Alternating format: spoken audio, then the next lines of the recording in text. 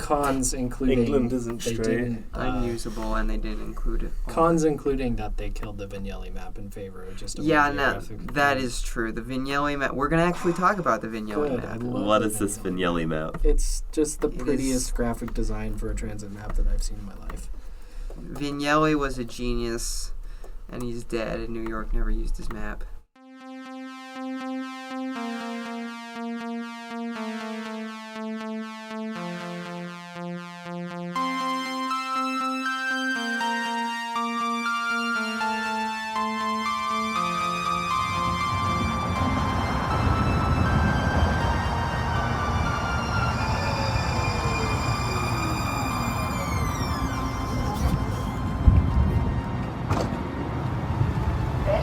Red Line train to Daybreak.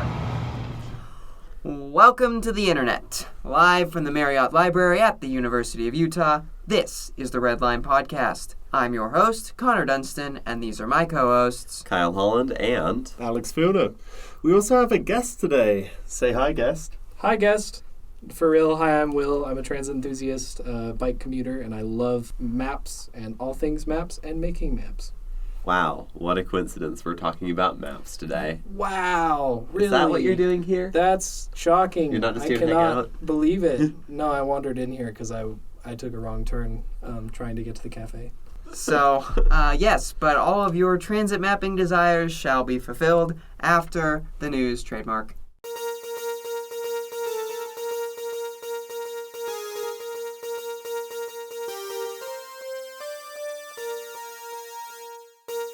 This Sunday, bus service in Portland got a serious upgrade with the inauguration of the new FX2 Division Street bus line. The new route features improved stops, including some floating bus stops with protected bike lanes, as well as transit priority and bus lanes in key areas. The 15-mile-long corridor was delivered at a cost of $175 million, making it one of the most cost-effective bus improvement projects seen in recent years. Brilliant. Yes. Good stuff. I remember when we talked about this on a previous news segment. We did talk about the FX. Well, we talked about this at length in the Portland episode. Very BRT, much wow.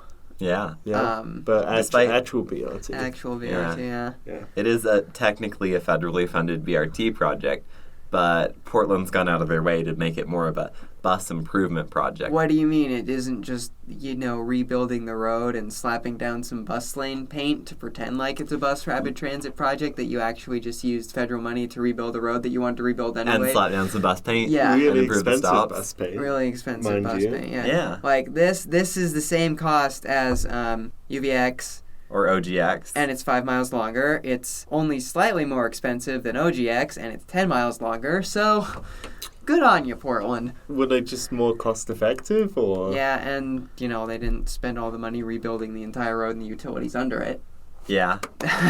which is Go most of the Portland. cost of OGX. So, there you go. In other less exciting news, BART was affected by a major service disruption on the 18th after a vehicle crash caused a motorcyclist to be ejected onto the tracks as a train was passing by.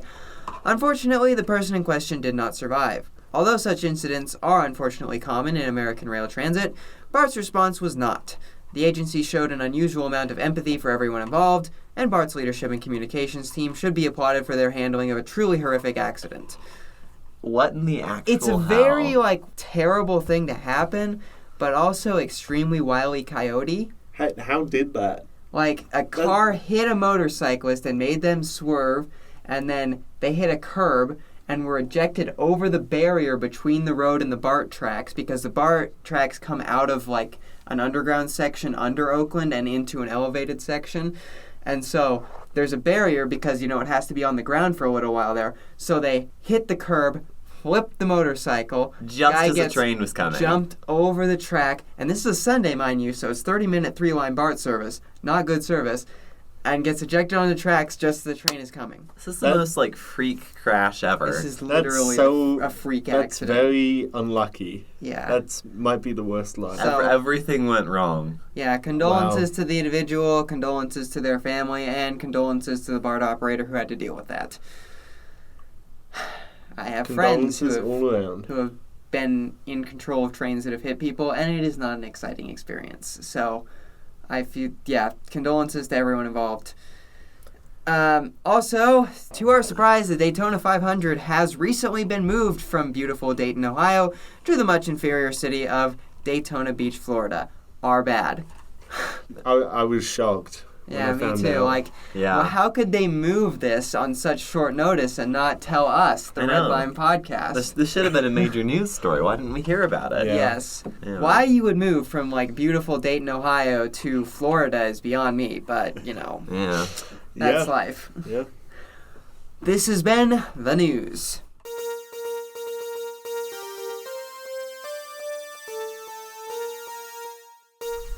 So, in the early days of transit mapping, maps were primarily geographical and showed the actual overlay of a system over a landscape. These maps have been produced for almost as long as there has been public transportation, and examples can be seen going back to the very beginning. And, you know, in some places, they're still in use. Like, for example, commuter rail networks use these. Like, if you look at the new NJT map that they just put out, it's sort of geographically accurate. Makes sense. National Rail Network maps use these because people are familiar with, like, country boundaries and state or province boundaries, etc. Right, like if you look at the Amtrak National Rail map, it's just a thing of the United States with some lines on it. Bus Most maps. of them in the Northeast. Yes, most of the lines are in the Northeast, Kyle. Very astute. Yeah, it feels like as soon as you get to like Kansas, it just falls off. Yeah, it's pretty bad. Its base, isn't it like the city of New Orleans that runs from Chicago to New Orleans, and that's kind of like the westernmost boundary of good rail service in the country? That's Amtrak. That's Amtrak. Bus maps are all almost still geographical. Which makes sense. Buses are strongly referenced to local streets and Roads. roads. Yeah.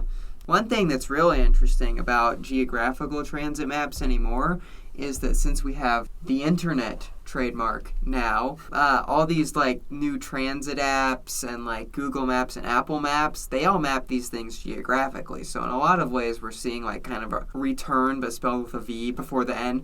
Return. Return. Like churches. Yes. Churches. Yes. Churches. Churches. And this So- works because on, say, a phone or a computer, you can zoom in and move around as much as you want. So you don't really run into any of the legibility issues you run into by making a paper geographically referenced map. This is correct. Sometimes even panoramic view maps were used, which would show network from the perspective of a high point, which we had in an old UTA map that I didn't know existed actually. Oh, yeah. Which was cool. This weird old, like, one from, like, I don't know where this is, like, over Murray, sort of. And it just kind of shows... It's like you're looking from south to north at the downtown skyline. from a It's- plane at, like, 3,000 feet AGL. If you're in Utah, there's a high likelihood you are a skier or have seen a map of a ski resort. Sort of like that. It's a perspective-based map. Yes. It's kind of cool, I'm not gonna lie. It's completely unusable, though. Yeah, 100%. Okay. You could not navigate with it. But this is the sort of map that looks great on a wall. It's very much like an ad map, like this little San Jose map we have here. Like, hey, you should come ride my electric interurban. Here's the places it goes. Isn't that neat? Kind of like vaguely, but you can't actually look in close enough to see any destinations, and we couldn't fit labels either. Come visit San Diego and the one train station, San Diego, that I love because it's at a 45-degree angle, cuts right through the block, and has RGB LEDs. Nice. Very not vaporwave. Gamer train station. Gamer wave train station. This train station plays video games. Whoa! Wow.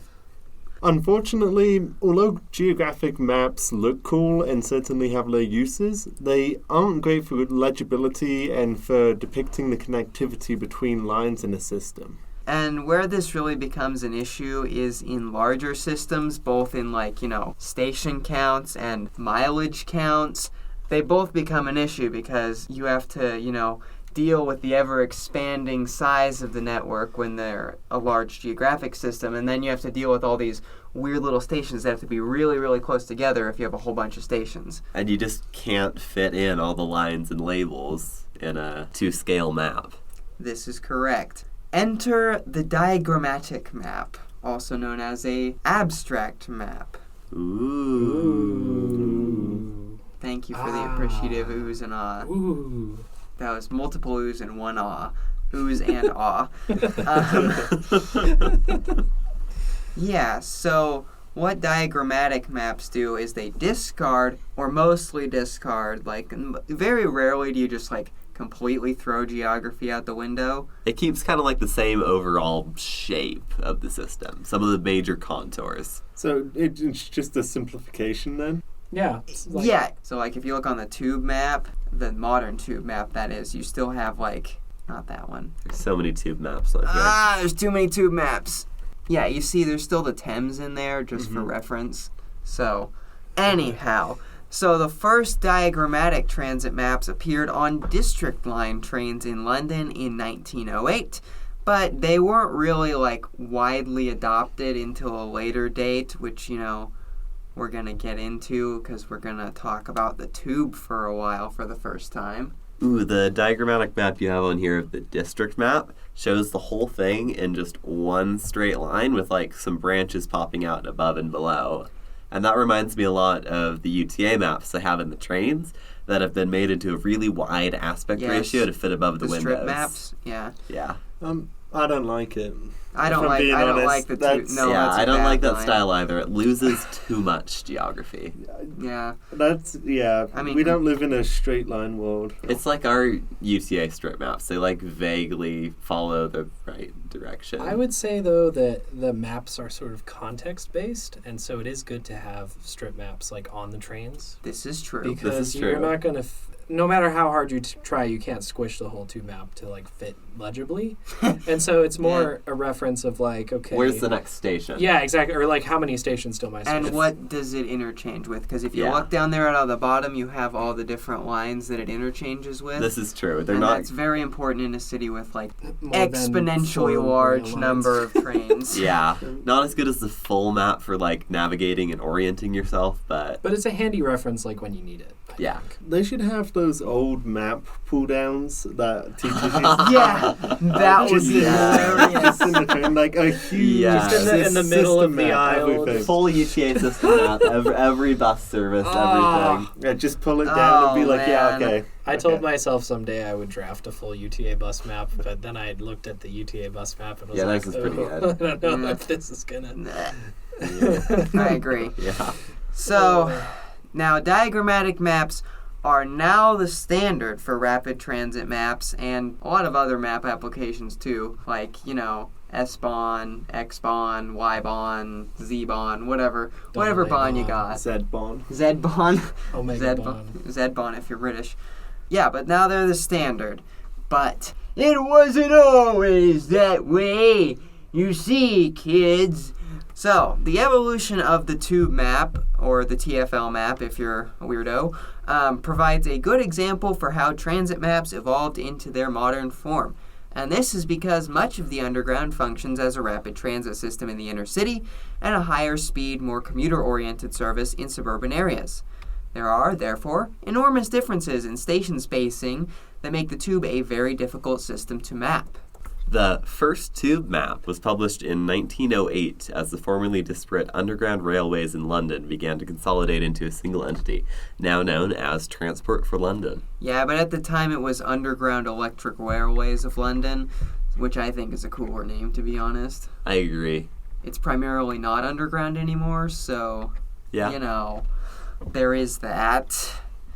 So we're looking at the map here. It's got these big blobs where stations are meant to be and very curvy. There's roads under it. I do like the text. Underground. Yeah, Looks the text of the actual station names is completely unreadable though and is at like a bazillion weird-ass angles. I think Oh. my biggest gripe with this map is the green line, because it... down in like the lower left around Earl's Court, it just becomes a spaghetti mess of Oh. The green. district line, yeah. Yeah, and you Yeah. can't tell where. That's the problem I have with. I hate- probably what we'll I look hate at how they've here. like blurred together the different colors of some of the different lines. That I presume confusing. interline. Oh, they did that. I Yeah. didn't even notice that. Like modern maps Ew. show those as like consistent with separate lines. See, I want to like put faith in these designers and be like, it's probably due to the limited like printing technology of the time. Nope, would that's be not my it. Oh, we're theory, gonna but- see it. We're gonna It's see probably some 'cause good they're maps here in a minute. English. Yeah, and then the other issue with this is that it just doesn't show a whole bunch of stations outside the center city Oh yeah, that. because there wasn't enough space because they were doing, To scale. geographically accurate. Yeah. Yeah. Hmm. And so later maps tried to fix the issue by just making the map really enormous and even more illegible. Great. There's so much. So- There's so much dead space on that map. Yeah, that's the real big issue with this one. Is like, it shows most of the stations. It still doesn't show all of them because it's big, but there's just dead space up the wazoo. There's no punch. Is it called a punch out where you see the? What would you call that? Cutaway. Cutaway. That's what I- Yeah, cutaway. Yeah, that, yeah. that could greatly benefit from a cutaway. Like even the modern Yes. UTA bus map has 2 of those. This is true. But salvation was coming for the tube. The tube. The tube in In it. it. Tube in it. Yes. In 1928, a map maker named Fred Stingemore, very British name, was able to squeeze in more stations by regularizing the distances between stations on the map. Unfortunately, it still wasn't enough, and some stations on the Bakerloo, Metropolitan, and District lines were still omitted. Because there's so many stations and so much line that you kind of have to go over the top to make them all fit. Is this why they don't build more station and line in America? Is because the maps would just The get maps too would- complex? The real reason real we don't reason. build trains in America. Inadequate map no technology. maps. This is correct. Like our map file is full. We can't put more in there. There's only so much you could put on an A4 sheet of paper. Yeah, and this map, it's fine, I guess. I mean, it's still a little illegible because 6 out of 10. I'll like give it a 6. 90% of the entire middle of the city is just text. Lol. Like Yeah. it would benefit from a small amount of dead space, in my opinion. Yes. But Ooh. a revolution in transit affairs was coming, and it came in the form of draftsman Harry Beck, who came up with the first modern tube map. Is this where we start straightening out the lines? This is. It was a much cleaner, much more modern design, and it is effectively the first modern transit map. So it cleaned up and straightened out the curvy lines of the original map, and just kind of ditched geography mostly because that, wasn't working. Not fitting on the tube. Right. So, what year is this map from? This is from 1931. But the deal with it was, when he tried to send it to UERL, Underground Electric Railways of London, they thought it was like too revolutionary. Like that people It's too good. It's too ahead of its time, Oh. so they wouldn't take it. But Beck didn't give up, and he resubmitted the map the next year. And this time, leadership at Underground Electric Railways of London, which I love to say, was much more receptive of his idea, and his map was published in 1933 after a few minor changes. And so this revised map, I it's know. kind of established the basic topology of the tube map now. So you have the little ticks for stations, and then you have the sort of open, in this case, diamonds for interchange stations. Does that include buses? That does not include buses. Okay. There's buses at every tube station as far as I'm aware. Right, because London. Yes. This was like a big deal, and it was an immediate hit, and almost 1 million, and this is what the locals called it back then. They called it the diagram, because it was the 30s and everyone was weird. So 1 million of these were distributed within a year. Wow. So, I like the varied color on the text too. It helps you tell which station names go with which lines. yeah, it makes it a lot easier to read in the center city. So Yeah. what is our rating of the original modern tube map here? That's a solid. I'm going to give that a 7 or an 8. This I'd is say like this is an 8 probably. This There- isn't. It's an 8. There's minor things that kind of bug me on an OCD level, but yeah, like as If far as it- the overall layout and overall graphic design, this is as good as it gets nowadays. If you were to take it and make it look like it was made yesterday, it'd probably be a real good map. I'm Yeah. patriotic, so it gets a 10. He gets a 10. Yeah. That's Alex is. pure. Fair. again. This is map's minor in my corals, blood. so- Yeah, Yeah. also, Yeah. this is the first map to include cockfosters, which I appreciate. No, but Alex is just over here singing, like, Rule Britannia. Da-na-na-na. Anyway. Yeah. That map's a good one. So what's the deal with the next one? Because it's Oh, like they kind of mucked it up to some So there were some weirdos over at UERL during, like, just when World War II was starting who wanted, like, the center city stations to be more emphasized By making them larger. degree. and uglier. And so they forced Beck to do this against his wishes, and this is the horrendous result. This is uglier and less readable. Yes. It stands out too much because it makes you wonder, like, is there a difference for those stations? Like, what's the deal? Do the Right. tunnels get bigger? Do the tunnels are they 8-track lines? 9-track lines. Why are the Why would station you do names it in 9, diamonds? Well, you need a peak hour express track. Oh, that's fair. No, you need the center turn lane track. This is a train strode. I believe a strain. A strain. Strain. A strode train. It's a strailway. Yeah.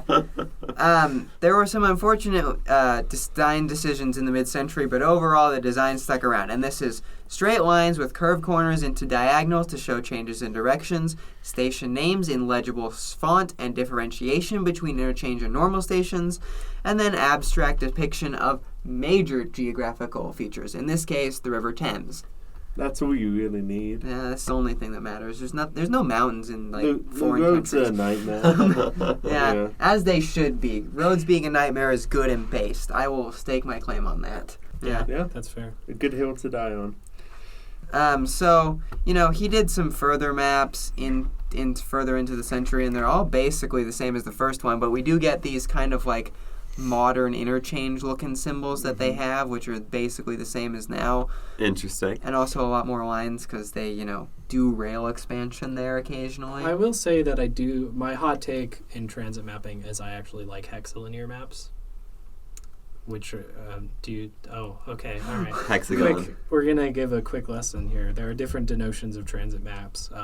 The two most common that I think are seen in abstract are hexilinear and octilinear. And so octilinear is everything is at 90 or 45 degree angles. Ah. So it's like based on an octagon grid. And hexilinear is on slide 14 where it's at 60 degree angles to each other. So hexagon is So the- nothing I can go kind of straight like up the and down. hexilinear.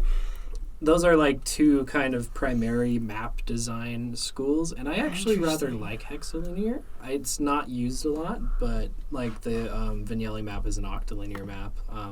I've also seen radial maps, which we'll talk about the Moscow Metro here Yes. a bit.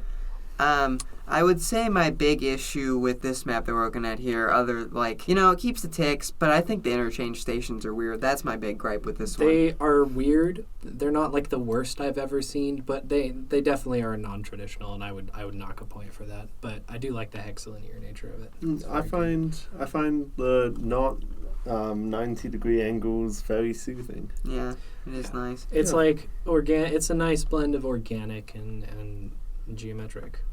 Yes, and so having looked at those, that brings us to the modern TFL map, which, is completely illegible, but that's just because there's so much on it.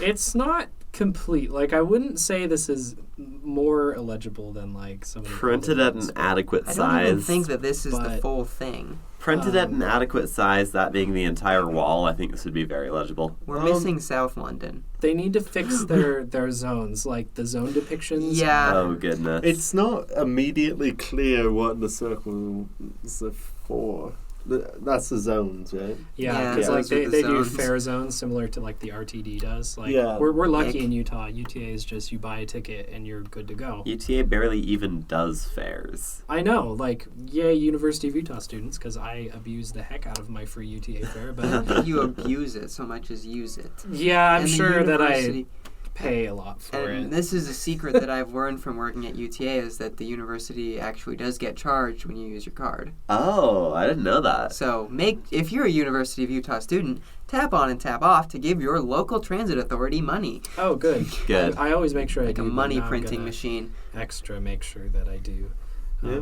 But basically, the tube map, this, Beck's 33 tube map, is the starting point for basically all modern transit map design. And, now it's kind of Will's time to shine. Oh, because, is it? Yeah. Oh. Because we're going to talk about what makes a good transit map. And since you're clearly the expert knowing what hexilinear and octilinear are, and I had no idea what that was. I didn't either. What in your professional opinion makes a good transit Well, I was map? gonna say you've linked my favorite blog on the script. Ah, I yes, love transitmap.net. Yeah, that's my favorite. I enjoy that. Anyway, what I would say is makes a good transit map is clear communication to a degree, because I think that I remember back to the episode you did with the Utah Transit Riders Union about education and how they would have jumping on streetcar demos. It's all about education. Like, no amount of idiot proofing a map and showing it to someone who doesn't know how to read a map is going to make it easier to read. But yeah, typography is really important. Picking like a good font that's very clear. I'm a fan of Helvetica Bold purely because of the Vignelli map that Of course they it used. is.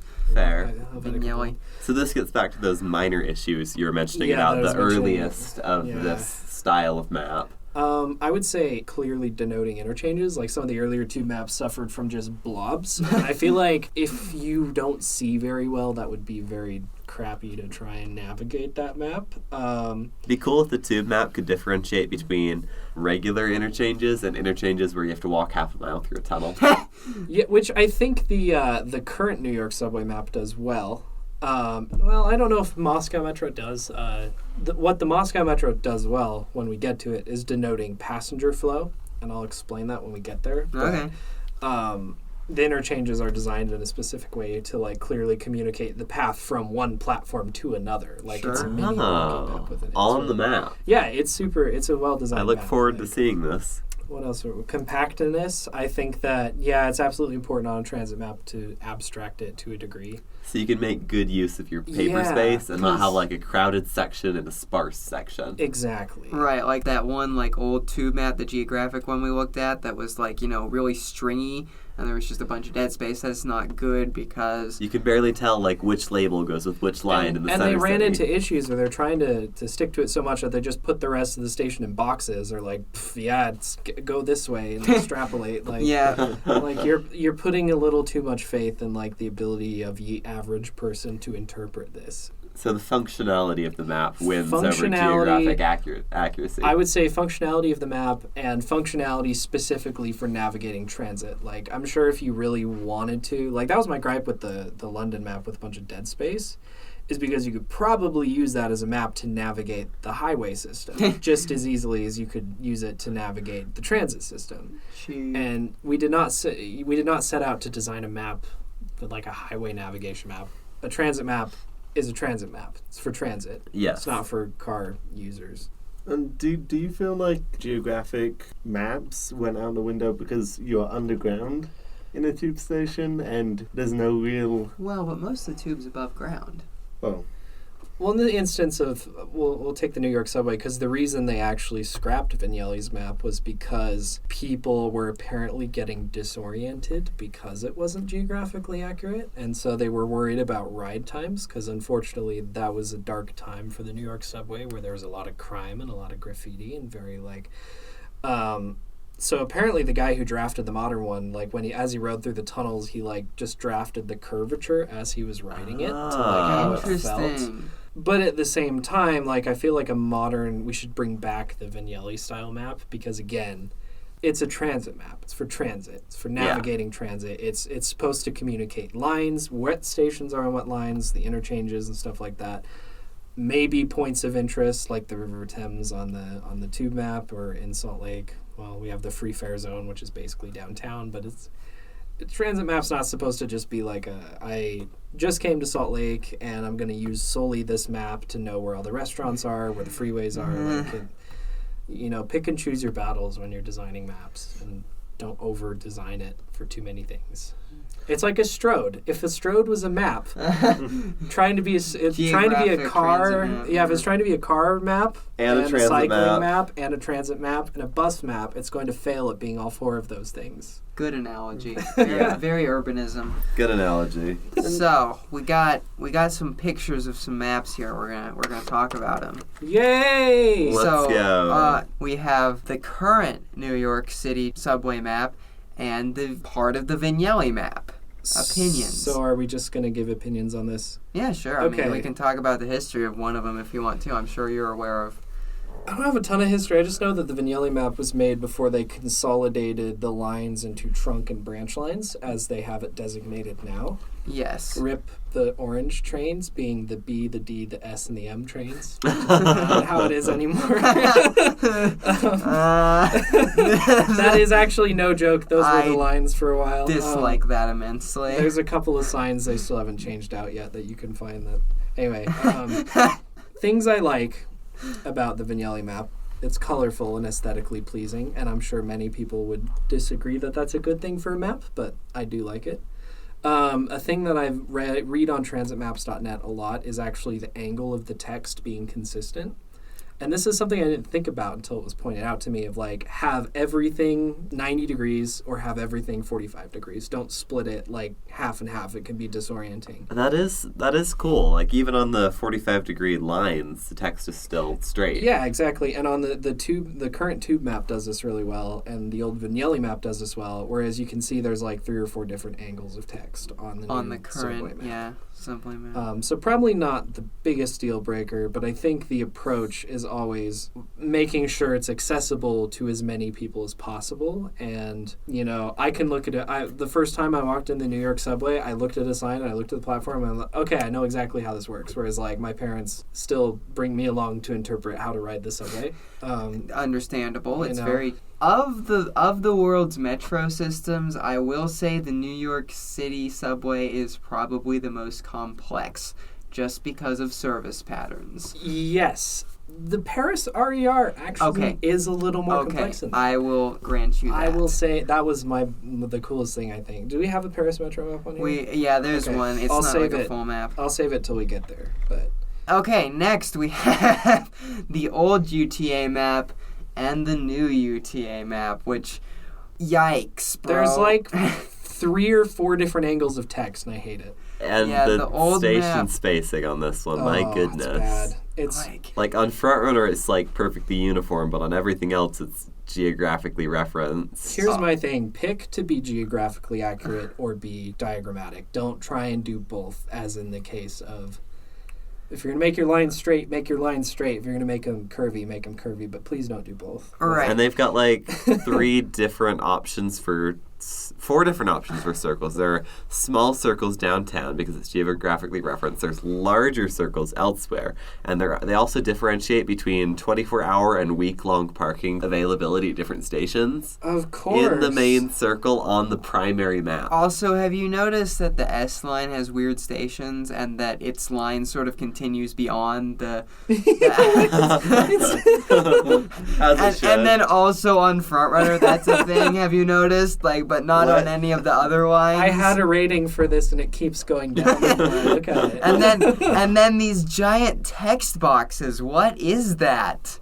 Like Murray Central, transfer between tracks, Frontrunner, and buses. The new, something that is displayed on exactly. Like, again, the thing of, like, to a certain extent, foolproofing your map is not going to make more people understand. You don't even have to say that. The Okay. Frontrunner line touches the tracks line. Yeah, they both. Which under a dot. there are some cases in some maps where like lines will intersect, but a line won't stop there. Well. That's not the case on this map. Yeah, and also the interlining is just like horrific. I mean, look at you can see white between the lines. No. I'm gonna go out here and say I like that map. You do. I prefer to look at that map, even with all the like inconsistencies and issues, Just being horrible. over the new map. And they've I marked don't know why. Fair. 3 hospitals and 0 other points Yeah, of interest. what is the deal with the hospital marking also? Can we talk about that for a sec? Like, I understand that that's an important point, but Again, be a transit map or be A hospital A map. hospital. Don't you love how on the front runner north section it switches back and forth between which side the text is on? It also switches between angles. The length of the line past the text varies Right, between but before then- and after the text. but then- Ogden isn't even labeled. You have to look at the info box to see that it's Ogden. That is so bad. Hey, at least bad. Pleasant View is on here. It's bad. That plummeted from like a 4 out of 10 to a 2 out of 10 for me. See, I see why there's no point showing the curve where 4th South turns into 5th South on a transit map. No, there's no reason for it. Nope. They also showed the curve where it goes back up at Stadium and then it curves back out again. What is the deal with that? And I think they also have a physically accurate representation of the. The blue No, the line. airport curve is definitely smoother than that. I don't think It's so. just the north side of the green line is accurate. The south side is not. The north side of the. I dislike this map. See, I dislike it. I do not like this Sam I am. It follows like the blob methodology of stations as well, which I'm not a fan of. See, I think they over-curved that map, but I still do like some curves. Now, that is my key point about the new one, is that it's too angular. It is They're, very like, angular. at- It is. It's too There angular. are square corners on that side. I hate square corners See, on maps. I'm sorry. I really Yeah. don't like the University South Campus and No, the the Fort airport Douglas curve is definitely corner. rounder than that on the end. Like, because it follows the freeway curve. Yeah, Yeah, I around think they that just cloverleaf. curved it extra so it didn't intersect with the title. I think so. No, I can't. Let's look at the new map, which is better. Let's Marginally. avert your eyes. Yeah. Oh, also this one doesn't have the colorblind Oh, accessibility yeah, where's the that the new map UVX has. one? Where's the UVX? This is Oh, not our a new modern map isn't even new enough for that. Yeah, I need to So- find the new map. Hold on. There's a new map that includes the UVX I and know, also it's on- is also colorblind accessible. Schedules and So- maps. Regional maps? Have they built Aha. one Rail with and the BRT. OGX isn't done yet. Won't be for a while. Colorblind. How do I take a picture of this? So colorblind accessible how? They put letters in addition to just colors. Well, actually, for the Kyle, the line? new line is even better than that, and we will see in just a sec. Yeah, no, at the end of the red line on the new map, that is so bad. It's like, just a look at the text University South Campus on that hard corner. Yeah, this is again suffering from the same text angle issue that a couple other maps have. It's Okay, just- there's the actual modern map here now. Things that I don't like. where'd you Again, put the the angling's weird. It is weird. The title's bad. Rail and type. BRT map. Yeah. Point. That might be issue number 1. Hey, we're Um, supposed to be mode agnostic here. No. The legend is nice. I like the way this legend is laid out. I like the line indicators on the end of the lines. Yeah, Those that are was nice. the biggest improvement I noticed from not just this, like not the bad map that we're looking at, but from the map before last change. I really appreciate that they actually put green line. Things that bother me, and this is pretty much universal across all UTA maps, is the front runner around Murray Central does this little.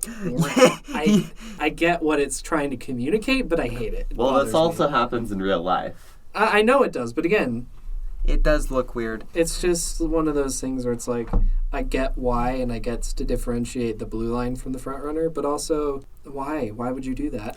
Yeah, probably the worst thing about this map for me is that it displays regular UVX and the East Bay Loop as the same service, which they are not. Goodness. What? They're Those are not. two different things? Yeah, the East Bay Loop is a every 20-minute service, and it doesn't run on to.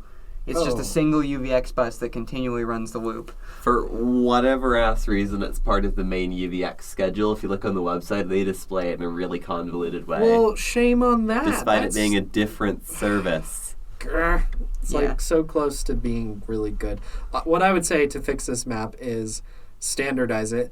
The other thing that bothers me about the front runner loop is the rest of the map is octilinear, and Is not this is not. This is closer to a hexilinear line. great. And then also they do have curves on the south end of the BRT line, but that's the only place in the whole map that they okay, curved it. yeah, that's drives me horrible. nuts. Also, why is that? Grab your bevel tool and throw like a 20 pixel bevel on it and it would look fine. Like you could Like- fix this map so easily. There's like little tweaks you could do. Again, I feel bad for like critiquing this hard. Yeah, but It's overall 7 out of 10. 7 out of 10. That's a much better score than They probably the could have other monstrosity.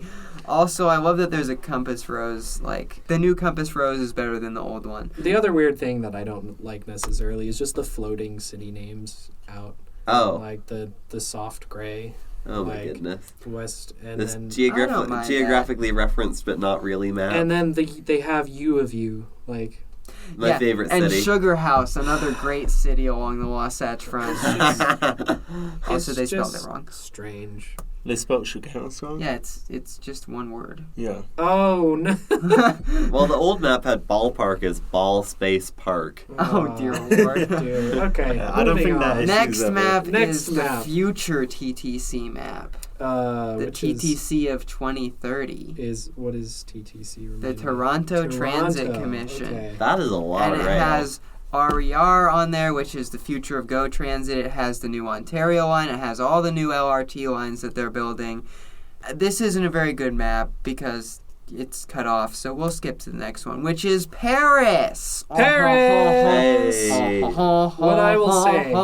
Okay, things I will say about Paris. Consistent text angle. Yes, consistent text angle I like. Good. There's like a couple of deviations, but there's a good reason for them when they exist. My thing is that I would normally there's inconsistencies between some of the lines of like what is a stop and what isn't a stop and so on and so forth. However, in this case, I will give it a pass for that because you can see the RER stations are denoted differently than the metro stations because they're actually like two different grades of system. Right. I remember riding, I think it was the 3 goes by the Eiffel Tower, and the 3 is just one of those fake buses on rails with rubber-tired metros. It's not a fake bus on rails. It's kind of a fake. It bus is on rails. not If it has either. rubber tires. It also has steel tires. It's again pick one or the other. Don't try to be both. Do not criticize the French way of doing things, you stupid anglophone, huh? All I'm saying, Sac de merde. Paris Metro was like probably the worst metro I've ridden on. I would put it even below the New York subway. And I get I'm being sacrilegious for this. The RER was very nice. I did like riding the RER. And something that's not reflected on this map that I liked about the RER is you go up and there's an electronic board with all the stations on the RER line. Ah. And so as a train was approaching the station, it would show the train ID and then it would highlight the stations it was stopping at. So it allowed this nice flexible, you could run like an express service that only stopped at like some stations, but you're not constrained like the New York subway to skip. You can dynamically allocate which stations you're skipping. Interesting. And it's a good way to identify because it branches off on the ends of lines of being like this is going off this branch or this is going off this branch. So RER, very nice. Paris Metro. Not Sorry, ideal. Paris Metro. I did not like the Paris Metro. Overall, the map, Understandable. though, since we're talking about maps and not the metro itself. No, we'll take a deviation. Spagoot. 6 out of 10. Spagoot, 6 out of 10. 6 out of 10. Fair enough. There's from the one scene at night at the museum, it's like, are we going to the opera? Are you asthmatic? There's too much going on here. That's... On to a city, which is the capital city of a bad country. Yes. Again, up front, I do not condone the violence in Ukraine, and it's very sad. Situation. Yeah, no. That being said, I was fortunate enough for my family to get to visit Moscow before the pandemic even happened back in 2019. Back in the day. Back in the day. Back in my day. I know. And I will say that the Moscow Metro is a very, very well-built system. Da, tovarish. Yes. Хорошо. Now let's talk about this map. Let's talk about the that's a map. cool So, map. This is unique. so it's more diagrammatic than anything because they're built on a hub and spoke with two connecting ring lines, and they're trying to expand that to 3 lines. And they've embraced this in the mapping. Yes, because they just have built it in a circle. They've gone for just this it's beautiful. We put 2 ring circles on a map, and it's so pretty. There are some weird curves in there, though. Yes, there are weird curves, but despite there being weird curves, It's readable. it's this readable, perfect blend between octilinear and radial. I really like the interchange station. What do we as well. think I about the they weird look nice. interchanges? Okay, I will explain why the interchanges are the way they are. Okay, so when you're in the Moscow Metro, the first good thing is that if you're at a platform, it's not like a system that has through running trains. If a train pulls up on one side of the station, like, that's a blue line train. For sure. There's no confusion about that. It's going to be on the blue line. And the reason that the interchanges are laid out, especially in the middle of the city, is like hoops, is that their pedestrian network is actually a one-way pedestrian network. And so the reason they're laid out like that, especially in like... Interesting. What is that? Borovitskaya, like the Borovitskaya station, is because the pedestrian walkway will go from like the dark blue platform to the light blue platform to the red platform, but not the gray platform. So it actually shows, it's a mini like pedestrian map Interesting. of the interchange. So you can follow those lines in real life to get between the stations? And it's not going to be like, it's not geographically accurate, but you can be like, okay, if I want to go... I think in that station it was like you have to go clockwise around the circle. So if you wanted to go from the gray to the red, you had to follow the pedestrian around clockwise. So Moscow Metro map gets an 8 or a 9 out of 10. I love it. But again, it's a map that does a good job. It just requires, like, it would be nice to educate people ahead of time how to read it, how to interpret it, and some tips and tricks. Like, if you're on a train and you hear a female voice, it shows that you're going out of the city. This and if is it's true. a male I forgot voice, about that. you're going into the It city. would Or be- it's the other way around. I can't remember which way it is, but like... I wonder if on the Cool, paper right? renditions of this That's map, very like on the smart. wall or in a pamphlet, they have like a tips and tricks box or something. It's probably all in But Russian. it's in which I can't- Cyrillic and Russian. Yeah, I can sound out the words, but I can't read them. So, anyway, moving on. MTR MTR, Singapore, and the LRT. the LRTs. I see a very curvy, mostly octilinear map. It's mostly octilinear. There's some weird... I think those people movers are either like neighborhoods or an airport or something. That's a lot the of people LRTs, movers. yeah, they connect some really high density, like big like tower neighborhoods, like Ooh. what you would see commie blocks, but like 60 stories, and they connect those to like the nearest MTR stop. My So they're contri- actually kind of interesting. They're like, yeah, I like those. My controversial opinion is like I like a good big apartment tower. no, this is not a controversial opinion here. That's- Like we are pro tall building at this podcast. House, good. Like Build more like, house. Build tall house. Side tangent, if you ever see the subreddit Urban Hell, I've started getting mad because all that ever gets posted is tall like buildings. giant tall apartment towers. And the comments have started to get wise to this, and they're like, you know what's more depressing than like massive apartment blocks? Parking Homelessness. Yeah. and parking lots. Or if so- you want actual urban hell, go back to like 1910s tenements. Yeah, Or remember Or- tenements? So they're probably not great living conditions, but like Hong Kong has atrocious living conditions, but you can get the density which justifies metros and light rails and people movers, and it's like more sustainable to do it that way. Yeah, But like nothing wrong with a good old up to code tall building. I Yeah. think the stations on this map are weird. They are weird, but I like where they interchange, and it does a good job. That of, like, is showing them true. together. Like, I think it's more accessible to like colorblind people because you get not only the color for people, but you also get like the line name with it, and so you get an identifier and a color label. It's a great design map. It's a little weird, not consistent with its curve radii, but But very, Yeah. very usable. 7 or 8 out of 10, very usable. I like it. 7.5 out of 10.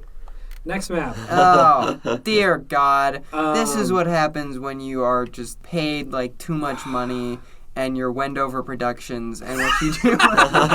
Whoa, shame no offense, Oh. Wendover Productions. You're actually one of my favorite channels, and I love your jet lag series. But like this is very much your style of like graphics. You know, it took me a while to realize that Wendover Productions and Half as Interesting is the we're same not person. the same channel. Yeah. But it was made by the same person. Anyway, this is actually like the next in a very long line of horribly designed bus maps for Park City. This is the one I have the most Wait. knowledge about because this is where I grew up. Yeah. This like is my- Park City. This is Uh-huh. Park City's I view. I And a I lot would of not bus be able service. to tell Yeah. unless you told me. First thing I see Oh is my a spot where gosh. there's like 6 different colored lines all stacked up and overlapping in a Interlining, good. triangle. Yep, that's the Deer Valley. That's Snow Park Lodge. This is one of those maps that attempts to be geographical and diagrammatic and fails at both. It's just and the thing that bothers me the most, I was trying to find another map that had this, is the Canyons Village Transit Hub, that little brown line that branches off of it.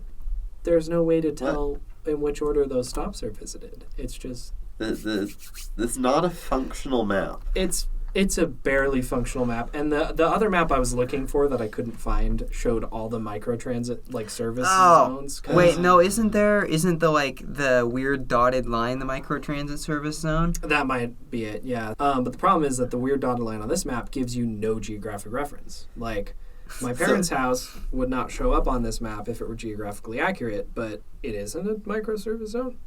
Special. So this is sort of geographically accurate and sort of not, and also has way too many lines on it. Yeah, it's... Yeah, you guys really run a lot of lines along Main Street, don't you? And they all just kind of go the same place. And the thing about this is also it's dissolved into two different transit companies now. For no reason, yeah. So it's High Valley Transit and then Park City Transit. They do have that in, like, the key or whatever. Yeah, they do, but it's still just... That's dumb. I am going to say this really quick. I hate this. I hate this map. Yeah, me too. It's so bad. It's really terrible and cursed. How am I supposed to tell, like, where the different services go? Like, look at that yellow line on here. How am I supposed to... The whole point of a bus map is to be geographically accurate because you need to know exactly where it goes because there isn't, like, you know, if you go to a rail map, right, you're like, this is Central Point Station, and I know where that is. It's on 21st South. Yeah, but there's stations like every discrete distance, and they're like big things. Yeah. But a bus, you just get off on the side of the road, so it's pretty important to know what road that is. It's just so bad. It's the I couldn't use it. The least Shocked. readable No one and could least use this. usable bus map I've and you seen can't in a use long transit time. app for PCT either. No, so. you can't. It's like a separate... My thing with this is that I'm pretty sure, like, the high school I went to, Park City High, class of 19, yay. Throwing on my pickaxe. Gang. My pickaxe gang signs. Because we're the Park City Miners. Yeah. Anyway, they have, like, a professional career development program, which the district is just pouring money into. And this just feels like something that would be like... It's a high school project. And I don't want to be the guy that's like, this is bad because it's a high school project, but it just is... It needs work. It's Also, so over-designed. Question, what is the point of a graphic. park and ride for a regular bus route? So a park Yeah. and ride... So again, we have no rail in Park City, and the No, reason I we know. don't actually have good transit is because all of the hotels lobby against it. Because if it's easy to get to Park City from Salt Lake, why would you pay money for a hotel in Park City?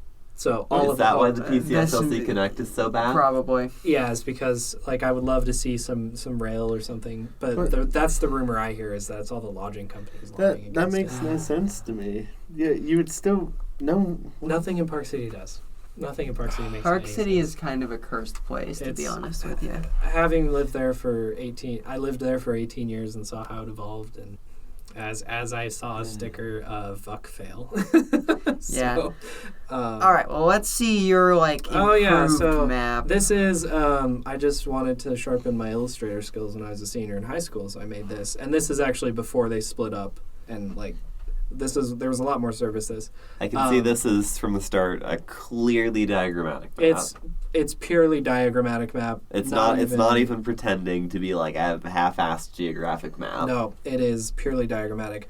Things I hate is some of the labels are off. I also suffer from the multiple angles label problem. Oh, yeah, you Yeah. do, don't you? And there's just some weird bits like the PCMR resort. Everything just curves, and that was a poor choice on my part. So I see the same problem with the yellow line on here is I can't tell like where it goes and in what order. but the thing with the yellow... you have arrows on Yeah, there's here. arrows on them. That's So already a big improvement. It makes it clear, but especially on the pink line in Kimball Junction, up on the north part of the map, the reason it's such a mess is because the service pattern is a mess. Like, Okay. it's one of those, there's no correct way to notate it. It's just So you've done a better job by just putting arrows on it. Yeah, that is what the map could do better is having arrows to denote service patterns and stuff like that. So I'm not saying I did a perfect job designing it. In fact, I look back and I'm like, man, there is a lot that I could do better, but It's definitely better than the old one in that it yeah, that was the goal. picks a thing to do and then it does it. And here's the thing: is the one we were just looking at isn't even the worst one that they've had. Let me find like an old school. Oh! You want to? I'll. Oh, dear Lord Jesus Christ. Just a blob Wait. of lines. That's a new... This was what we had before. This is what Before. this is what my map shows. Is this That is just a blob Like- of line. like all these little blue Wow. dots? These are bus stops, And Whoa. Oh, I didn't know that. Oh, dear Lord. What is that?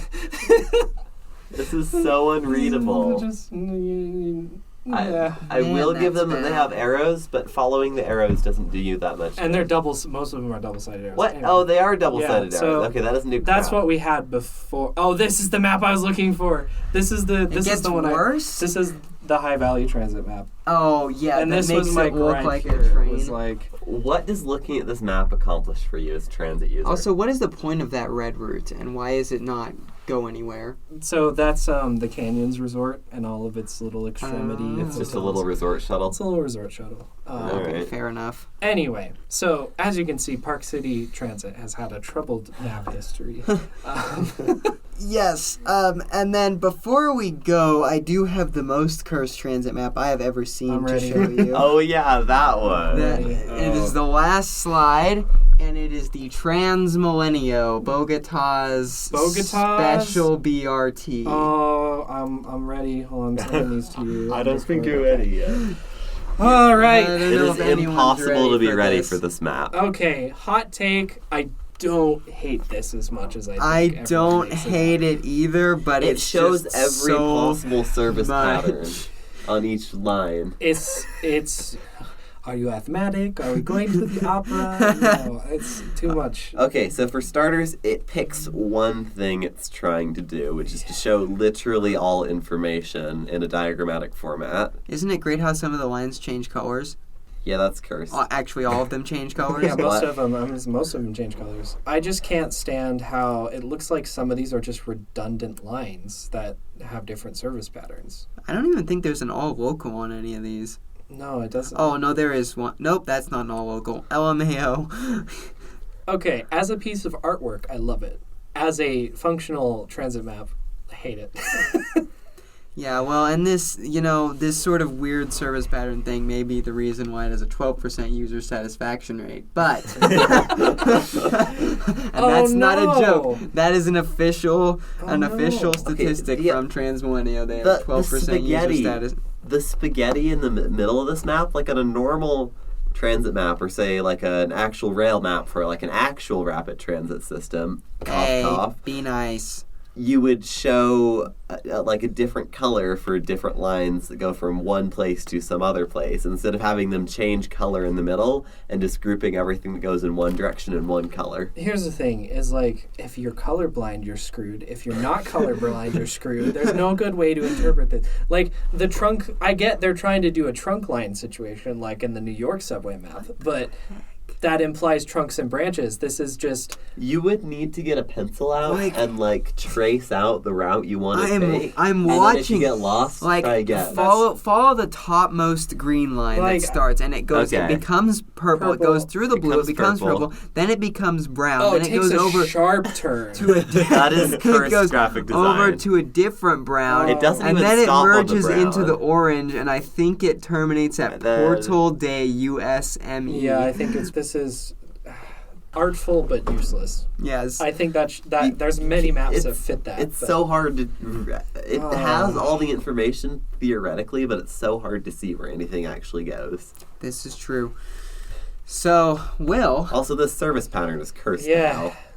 thank you for being on the Oh. Red Line podcast. It's- You were cool and smart. It's been an honor. I was like, when I first texted you, I was making dinner. I'm like, if you do a maps episode, I want to be on it. And here we are, we're doing a maps When you episode. said, yeah, I was giddy for like a week. Cool. So this has been the highlight of my week. Aw, Oh, that's so so- wholesome.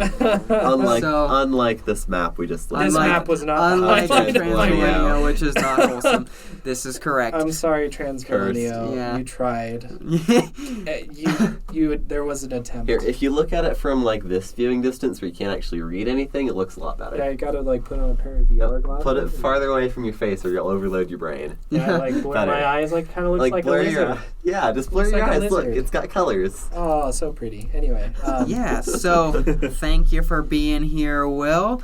And if you are watching or listening at home, please remember to like, comment, and subscribe on YouTube. Draw your maps and send them to us Yes, via Twitter crayon. or email. Yeah. Send me maps on Twitter, and I will be crayoning. We didn't talk about We didn't crayon. talk we about did. I saw it on the It. script. That's okay. We'll, is on the We'll have a script. whole episode where we just exhibit user crayons. I How want to about be. that? I Send want in to your be on the crayons. crayon. I want to be on the Yeah, crayon. you can be on the crayon episode. Send So in your that we can crayons. critique users like we have these maps, but Yeah. nicer. Nice, Because- and not be like, this is garbage! Like Gordon Ramsay, like, or Where's the lamb sauce? I'm gonna have to up my cramming game to include actual graphic design. I'm gonna redo. I used a Microsoft Paint for I'm crayoning. gonna redo. I'm gonna redo my map I posted on Reddit. That was my Do it. crayoning. I'm Do gonna it. Do it. Do it. Do Do it. it. Do it. Do it. Do peer pressure. Do it. do it. Yeah. So, like I was saying before we got distracted by crayoning, please remember to like, comment, and subscribe on YouTube, and to follow us and leave a rating on iTunes and Spotify. Also, you should follow me on Twitter and send me maps because I am constantly doing Urbanist Shoot posting there. Thank you to our patrons. Our frontrunner tier at $10 is Curtis Herring. Mike Christensen. Phobos 2390. Our red line tier at $5 is Brian Smith. Jacob Jacob White Cotton. Robert P. Walsh. And our blue line tier at $3. Ben Boothseth. DJ Will Watkins. Hi, Will. Hi. Ethan McDonald. And Martin Hoker Martinez. Thank you all so much for listening, and that's all, folks.